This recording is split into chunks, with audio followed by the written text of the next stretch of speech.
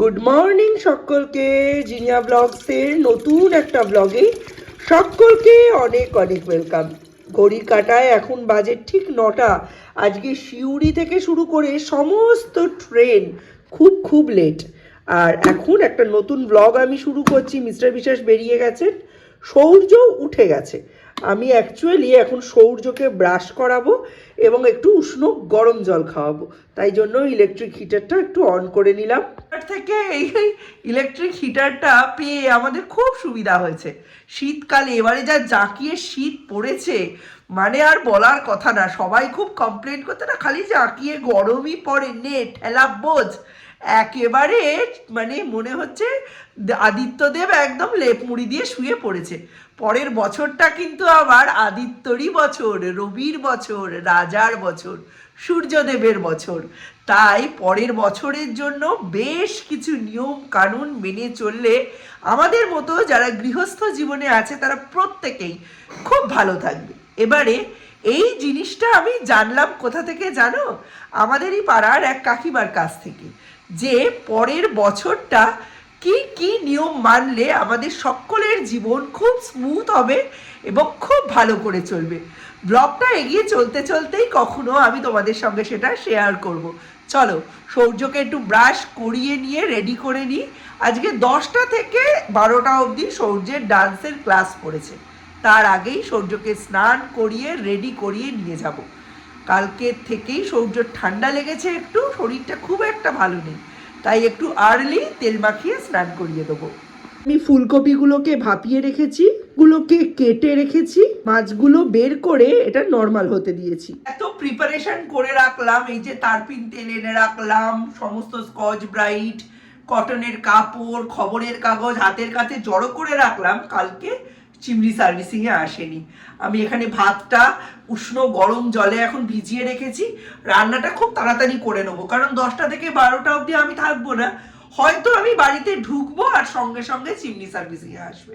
এখন যতদিন না সার্ভিসিং করে যাচ্ছে ততদিন এইরকম একটা তাড়া লেগেই থাকবে। সংসারী মানুষ, বুঝতেই পারছো, সংসার পুরো আষ্টে পৃষ্ঠে জড়িয়ে রেখেছে আমাদের। কালকের দিনটা একটা তাড়াহুড়োর মধ্যে দিয়ে গেছে। এখন 4 তারিখ অবধি খুব স্পিডে দিনগুলো কেটে যাবে। পিকনিকের পরের দিনও মোটামুটি স্পিডে চলবে, কিন্তু তারপর থেকে 5 তারিখ থেকে ফেব্রুয়ারি মাসের 1 তারিখ অবধি প্রচণ্ড স্লো যাবে। তারপরে আবার দ্রুত গতিতে দিন কাটবে। ফেব্রুয়ারির 2 তারিখ থেকে সৌর্যর পরীক্ষা শুরু, ফেব্রুয়ারির 20 তারিখ থেকে সৌমর পরীক্ষা শুরু। মানে একদম কষা কষা আলুর দম আর কড়াইশুটির কচুরির মতো অবস্থা। ও শোনো, বলার পরে মনে পড়লো আরো একটা কাজ করেছি। এই যে বাড়িতে বাকি যে কড়াইশুটিটা ছিল ওটা পেস্ট করে রেখেছি, একটু পুর বানিয়ে রাখবো। আজ বাদে কালকে ওটা দিয়ে আবার একদিন রাত্রিবেলা কচুরি করব। মিস্টার বিশ্বাস কচুরি খেতে খুবই ভালোবাসেন। এক মুঠো ভাত হলে তার সাথে ভালো হয়, কিন্তু আমি এত রাগ দেখাই, রাগের চোটে বলতে পারে না। ওই মাছের ঝোল দিয়ে বা ডাল দিয়ে এক মুঠো ভাত দেবো, তার সাথে কটা কচুরি দেবো। আর যদি রাত্রে ভাত খায়, কচুরি টিফিনে নিয়ে যেতে চাই, নিয়ে যাবে। পাড়া পিকনিকের আর হাতে গোনা কয়েকটা দিন বাকি। এর পরের ব্লগটাই হতে পারে আপনাদের পাড়া পিকনিকের ব্লগ। চলুন, আমার এখানে কয়েকদিন বাকি, 2-1 দিন গ্যাপ দেওয়ার ইচ্ছে আছে, কারণ প্রচুর প্রিপারেশন বাকি। এখন আমরা যাচ্ছি ডান্সের স্কুলে, কেউ বেরোতে চাইছে না, হাত ফাত সব শক্ত হয়ে যাচ্ছে। কি ঠান্ডা বলুন তো, ভীষণ ঠান্ডা। দেখে মনে হচ্ছে পিকনিকে যাচ্ছে। New star, new star, new star.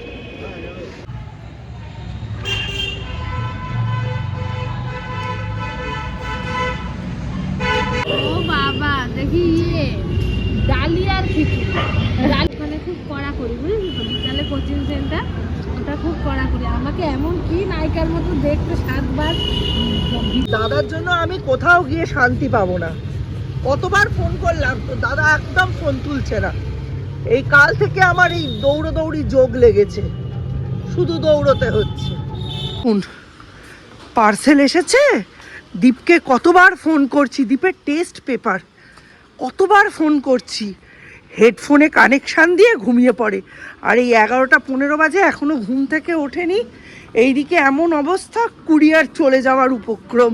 তাহলে আর একদম মানে এই রকম অবস্থা হয়ে যাবে যে এই পার্সেল আর পাওয়া যাবে না।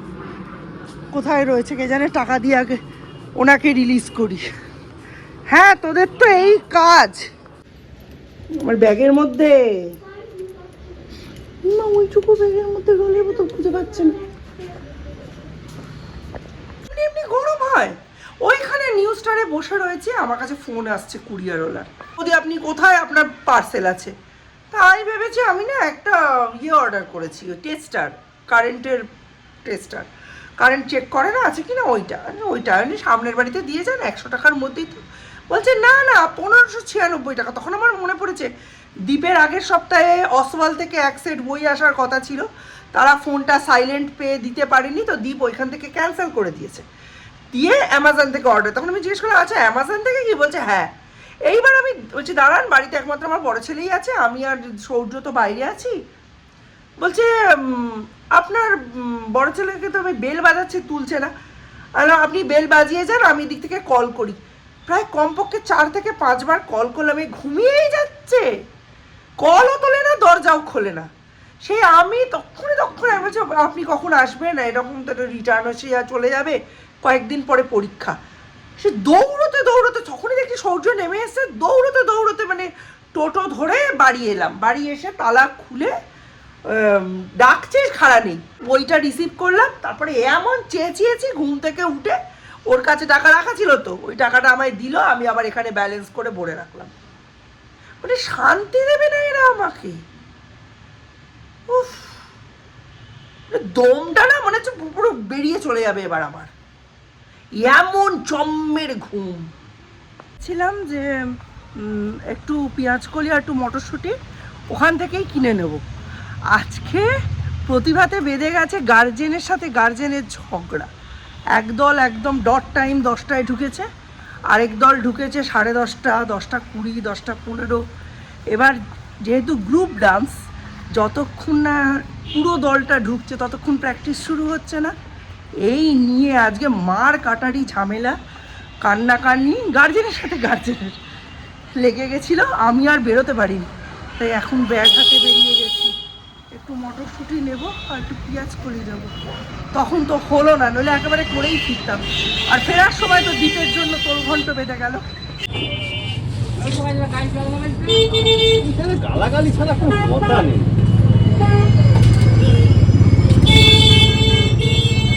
হবে? হ্যাঁ আচ্ছা 1 কিলো 100 দিয়ে দিলাম। ঠান্ডা পড়েছে গো, একটা কম্বল চাপা দিলাম গায়ের ওপরে, মোজা পরে, তার উপরে লেপ চাপা দিলাম যাতে কম্বলের ভেতরে থাকা হাওয়াগুলো চাপের চোটে বেরিয়ে যায়। তারপর পা দুটোকে ঘষতেই আছি, পাহাড় গরম হয় না। সূর্যের গায়ে দিলে সূর্য ছ্যাক করে উঠছে, মানে একদম যা তা অবস্থা। মোজা, একটা কম্বল, একটা লেপ, তাও পা গরম হচ্ছে না। পা কি করে গরম হবে? চিতার ওপরে তুলে দিলে, এ ভগবান। দীপ ফোন করলো, করে বললো মা সিঙ্গাড়া নিয়ে আসছি। তারপরে মিস্টার বিশ্বাস ফোন করলো, বললো জিনিয়া চাল নিয়ে আসছি। দরজা খুলে রেখেছি, দেখি কখন আসে। হ্যাঁ আসছে, এটা তো ওরই বাইকের লাইট মনে হচ্ছে। হ্যাঁ হাসছে, ক্যামেরার থ্রু দিয়ে দেখলে বোঝা যাচ্ছে না। এতদিন জানতাম স্যান্টা ক্লজ গিফট নিয়ে আসে, স্যান্টা ক্লজের চালের বস্তা নিয়ে। না দীপ নেই, দীপ তো পড়তে গেছে, বুধবার না। দেশের জন্য আমি এই গিফটটা কিনেছি নিউ ইয়ারে। দেখুন কি সুন্দর, তারা কায়দাটা যেন কোন দিকে, না তো না পাচ্ছি না। ভালো না? কিনেছি এটা ওর জন্য, নিউ ইয়ার গিফট।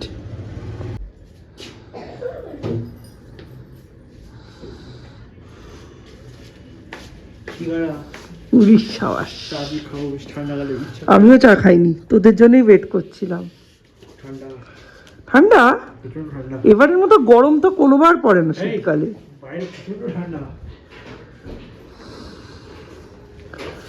দাঁড়া, তোর বাবার জন্য একটা সারপ্রাইজ আছে। আসুক তোর বাবা, তবে তোর বাবাকে দেখাচ্ছি। তোমার জন্য আমি নিউ ইয়ার একটা গিফট কিনেছি। সেটা শুনলাম। না ওইটা না, নতুন। আবার নতুন কি? হ্যাঁ নতুন গিফট। চোখ বন্ধ করে দাঁড়াও, এটা সারপ্রাইজ। যখন বলবো না ওরকম পিট পিট করে দেখতে হবে না, ওরকম করে দেখলে ওরকম। আমি কিন্তু পড়াবো না। কি তাই দাও। এখানে এগিয়ে এসে দাঁড়াও, এখানে পা ঠান্ডা লাগছে। হ্যাঁ দাঁড়িয়ে থাকো এখানে, চুপ করে চোখ বন্ধ করে। দীপ চোখটা চেপে ধরত। হ্যাঁ আমি যখন এইটাতে একটা জিনিস আছে, এটা নব আছে, নবটা টেপো। ওরে বাবা, এই তো সহ্য করবে। ওই লাইট জ্বলছে তো বেশ, সহ্য করবে। Merry Christmas and happy new year. Happy new year. Happy new year. এটা অ্যাপেল কোম্পানির। এটার পেছনে একটা কামড়ানো আপেলের ছবিও আছে দেওয়া। এটা এরকম জিনিস কোম্পানি কোনোদিন বানাতে পারে না। এটা 2 নম্বরই আপেল। এটা শিটং এর অ্যাপেল।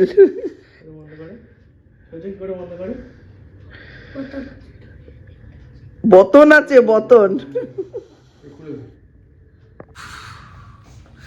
এতক্ষণ বসে বসে মুড়ি সিঙ্গারা খেলাম, এখন বানাবো আলুর দম।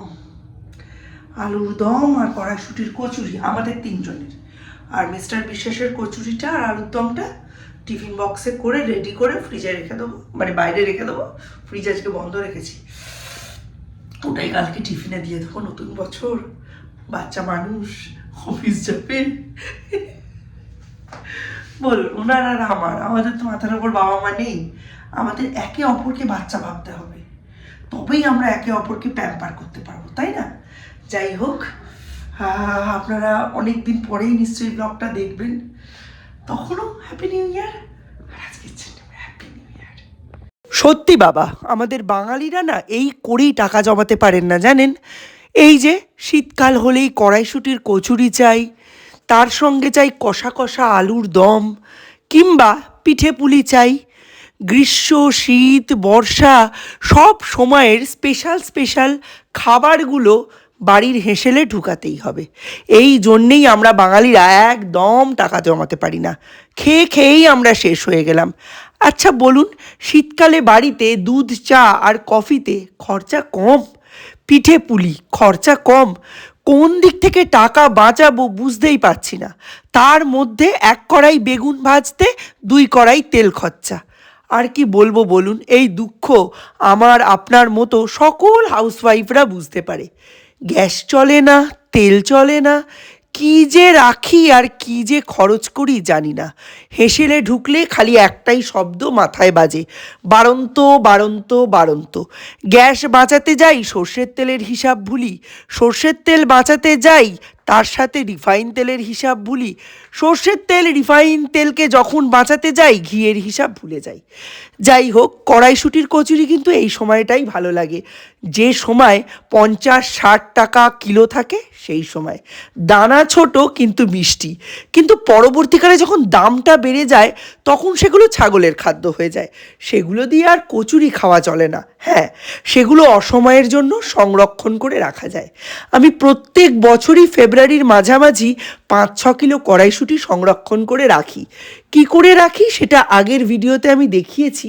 এবছরও যখন সংরক্ষণ করব তোমাদের সকলকে দেখাবো যে কিভাবে সংরক্ষণ করলে মোটামুটি জুলাই আগস্ট অবধি এই সংরক্ষিত মটরশুঁটি বা কড়াইশুঁটি তোমরা খেতে পারো। এগুলো তো প্র্যাকটিক্যালি মটরশুঁটি, যদিও আমরা এগুলোকে কড়াইশুঁটি বলে চালাই। আর এই দেখো আলুর দমটা কি লোভনীয় হয়েছে। আলুর দমের সঙ্গে ছিল অল্প একটু সকালবেলার বেঁচে যাওয়ার তরকারি, অর্থাৎ আলু ফুলকপির তরকারি। এটা দিয়েও দেখলাম কড়াইশুঁটির কচুরি মন্দ লাগলো না।